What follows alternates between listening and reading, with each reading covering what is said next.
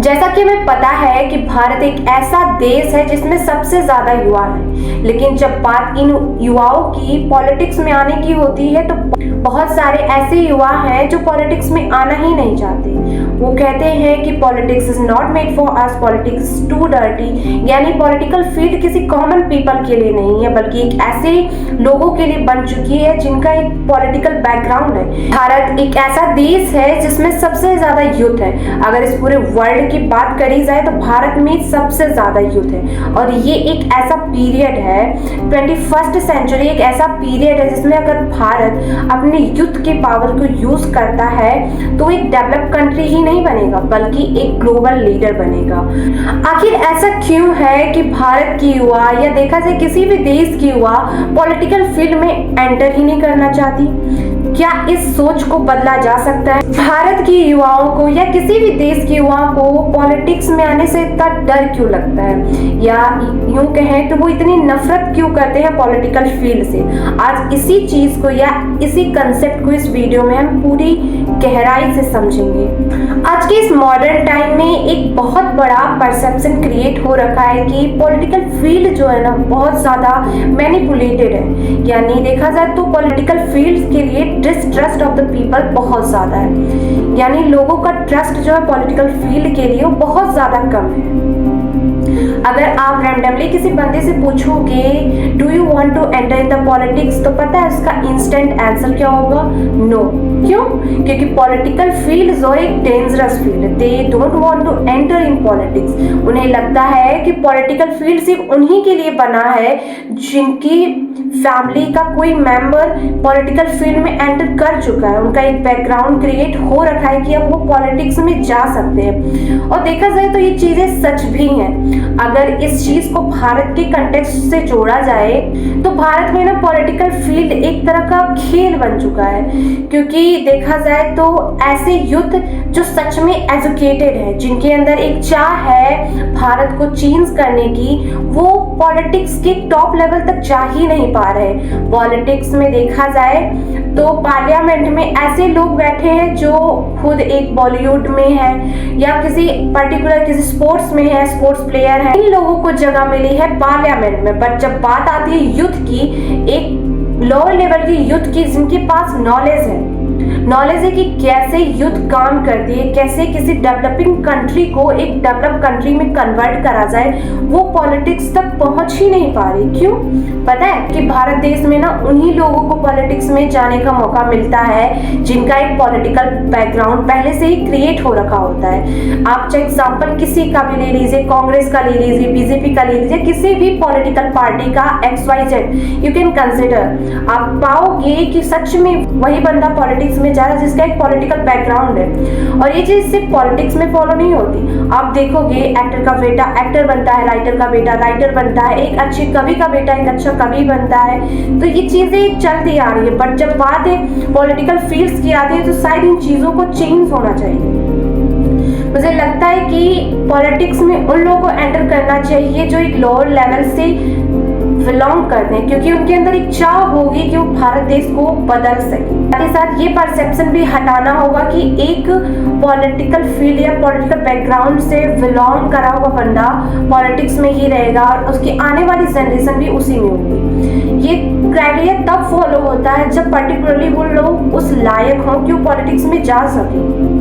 तो एक सबसे बड़ी रियलिटी ये भी है कि एक IAS IPS ऑफिसर बनने के लिए हमें UPSC सिविल सर्विसेज जैसे एग्जाम को क्रॉस करना पड़ता है, जो कि इंडिया का टफेस्ट एग्जाम भी माना जाता है। बट रियलिटी क्या है पता है? एक डिस्ट्रिक्ट लेवल गवर्नमेंट रन करने के लिए हम इतना ज्यादा पढ़ते हैं, बट जब बात आती है सेंट्रल लेवल और स्टेट लेवल की तो पता है उसकी क्वालिफिकेशन क्या है?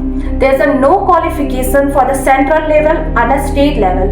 बट एक डिस्ट्रिक्ट लेवल गवर्नमेंट रन करने के लिए हमें एक कॉम्पिटिटिव एग्जाम के थ्रू गुजरना पड़ता है। यूं कहा जाए तो शायद इन सभी चीजों के लिए भी क्राइटेरिया होना चाहिए। क्राइटेरिया होना चाहिए स्टेट लेवल के लिए, सेंट्रल लेवल के लिए। स्टेट लेवल के लिए भी और सेंट्रल लेवल के लिए भी, ताकि ट्रांसपेरेंसी के रूल को क्रिएट करा जा सके और पॉलिटिक्स में वही बंदा एंटर करे जो सच में उस लायक है, जिसके अंदर एक चाह है बदलाव की, यानी डेवलपमेंट की भावना जिसके अंदर है।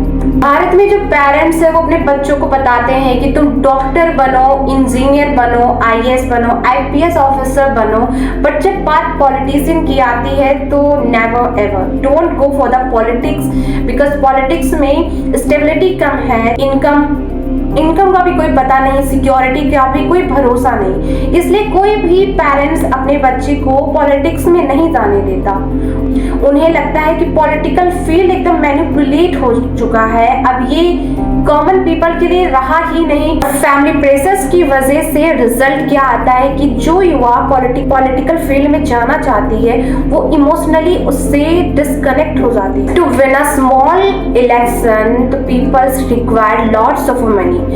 इवन जो पार्टियां इलेक्शन में पार्टिसिपेट करती हैं उन्हें करोड़ से भी ज्यादा रुपीस खर्च करनी पड़ती है अपनी मैनिफेस्टो को कंप्लीट करने के लिए, और शायद ये चीजें कॉम्प्लेक्स हो जाते हैं किसी भी पर्टिकुलर यूथ के लिए, क्योंकि एक यूथ जो एक मिडिल क्लास लोअर क्लास से बिलोंग करता है उसके लिए टेक्निकली क्या देखा जाए फाइनेंशियली पॉसिबल ही नहीं है कि इतने ज्यादा रुपीस को कलेक्ट कर सके। भारत में एक प्रॉब्लम ये भी है कि अगर आप पॉलिटिक्स में एंटर करना चाहते हो तो आपको कोई एक क्लियर गेट नहीं मिलेगा। अगर आपको एक डॉक्टर बनना है तो आपको नीट क्वालिफाई होना बहुत जरूरी है, एक इंजीनियर बनना है तो जेईई जैसे एग्जाम को क्रॉस करना है, एक पुलिस ऑफिसर बनना है तो आपको अदर एग्जामिनेशन को क्रॉस करना होगा प्लस फिजिकल एजुकेशन ऑल्सो। अगर आपको एक आईएएस या आईपीएस ऑफिसर बनना है तो आपको यूपीएससी सिविल सर्विसेज एग्जाम को क्रॉस करना होगा।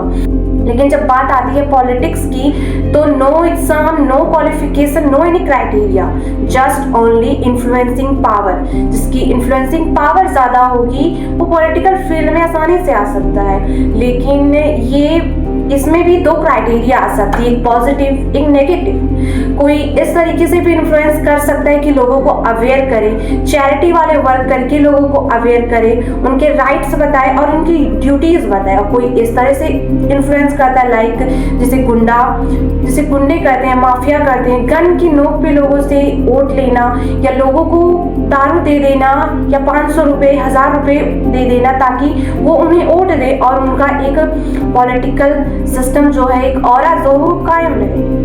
भी पॉलिटिशियंस आज एक ऑरा कायम कर चुके हैं पॉलिटिकल फील्ड में, वो चाहते ही नहीं है कि नए यूथ पॉलिटिक्स में आए।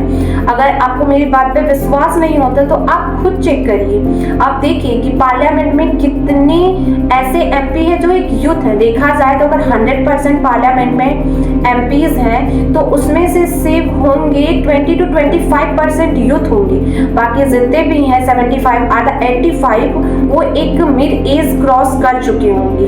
और देखा जाए तो आज की इस मॉडर्न टाइम में सबसे ज्यादा जरूरत है यूथ पॉलिटिशियंस की, क्योंकि यूथ का जो एक माइंडसेट होता है ना वो एक ग्रोइंग माइंडसेट होता है। आज के इस टेक्निकल वर्ल्ड में जरूरत है एक टेक्निकल माइंडसेट की, एक टेक्निकल फील्ड की, ताकि भारत को भी टेक्नोलॉजिकल फील्ड में आगे रखा जा सके। और शायद एक रीजन ये भी है यूथ का पॉलिटिकल फील्ड से डिस्कनेक्ट होने का कि हमारे एजुकेशन यानी हमारे एजुकेशन सिस्टम जो हमारे स्कूल्स कॉलेजेस हमें कभी सिखाते ही नहीं है पब्लिक एडमिनिस्ट्रेशन, लीडरशिप स्किल्स, हमारी फंडामेंटल ड्यूटीज, हमारे फंडामेंटल राइट्स।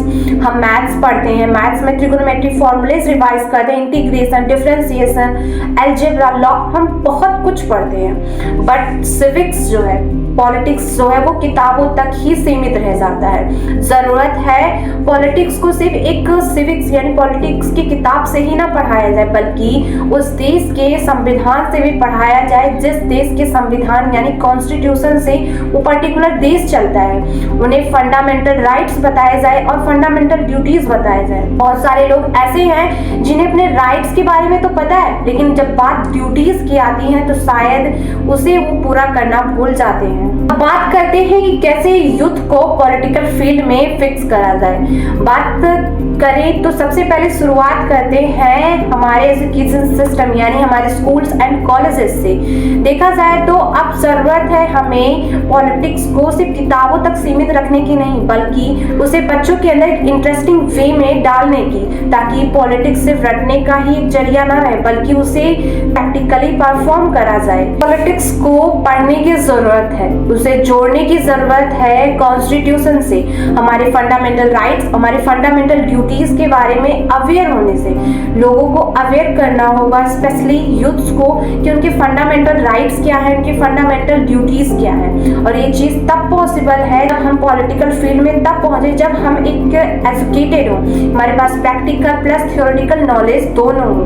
डिजिटल पार्टिसिपेशन, आज के इस मॉडर्न या टेक्नोलॉजिकल टाइम में जो डिजिटल पार्टिसिपेशन है वो बहुत बड़ा, यूं कहें तो एक क्रूशियल रोल प्ले करेगा इंडियन पॉलिटिकल सिस्टम को मैनिपुलेट होने से बचाने के लिए। जिन यूथ्स के अंदर स्किल्स है वो पार्टिसिपेट कर सकते हैं डिबेट्स में, वो अपने कंक्लूजन्स को दे सकते हैं कि उन्हें क्या लगता है, वो कैसे पॉलिटिक्स को सुधार सकते हैं। साथ ही साथ इंटरनेट से जुड़ के वो अपने व्यूज को शेयर कर सकते हैं, चीज को एक्सप्लेन कर सकते हैं, साथ ही साथ लोगों को अवेयर कर सकते हैं about their rights, about their fundamental duties. और ये चीज पॉसिबल है from the digital participation. Politics या पॉलिटिकल फील्ड का मतलब सिर्फ चुनाव जीतना नहीं है, बल्कि cleanness campaign, women safety campaign, women's को अवेयर करना, यूथ को अवेयर करना कि अपने पार्टिसिपेशन रेट को बढ़ाएं, लोगों को अवेयर करना ही है। पॉलिटिक्स से चुनाव जीत कर एक पॉलिटिकल बैकग्राउंड और क्रिएट करना नहीं, बल्कि लोगों को अवेयर करना, सोसाइटी में वेलफेयर का वर्क करना है। ये होती है रियल पॉलिटिक्स, ना कि सत्ता जमाने के बाद एक जगह बैठ जाना और जब इलेक्शन का समय आए तो फिर से हाथ जोड़ के खड़े हो जाना। Demand for accountable government. Accountable government मतलब एक ऐसी गवर्नमेंट जिसमें यूथ के पास राइट हो, ताकि वो सवाल पूछ सके गवर्नमेंट से, सिस्टम से, कि कैसे गवर्नमेंट वर्क कर रही है, कैसे लॉज बन रहे हैं, कैसे सभी चीजें मॉडिफाई हो रही हैं। और एक अकाउंटेबल गवर्नमेंट ही एक हेल्दी गवर्नमेंट होता है, क्योंकि ये अपने यूथ को राइट देता है कि वो उनसे क्वेश्चन पूछ सके, यानी क्वेश्चन रेज कर सके। क्योंकि जब किसी देश में एक अपोजिशन पार्टी स्ट्रांग होती है तो जो भी एक एग्जिस्टिंग पार्टी होती है वो एक अच्छा काम करती है। भारत की राजनीति तब बदलेगी जब भारत की युवा इसे बदलना चाहेगी। पॉलिटिकल फील्ड गंदा नहीं होता, बल्कि गंदे लोग होते हैं जो उस फील्ड को गंदा करते हैं। हमें अपने दिमाग से ये माइंडसेट हटाना होगा कि पॉलिटिकल फील्ड गंदी है, वो हम जैसे युवाओं के लिए नहीं है। पॉलिटिकल फील्ड तो हम जैसे युवाओं के लिए ही है, ताकि हम चेंजेस ला सकें। अगर हम यूथ ही पॉलिटिकल फील्ड से भागने लगे तो कौन रेज करेगा question against the climate change, pollution, unemployment? कौन ऐसे लॉज को चेंज करेगा शायद जिसे चेंज होने की जरूरत है?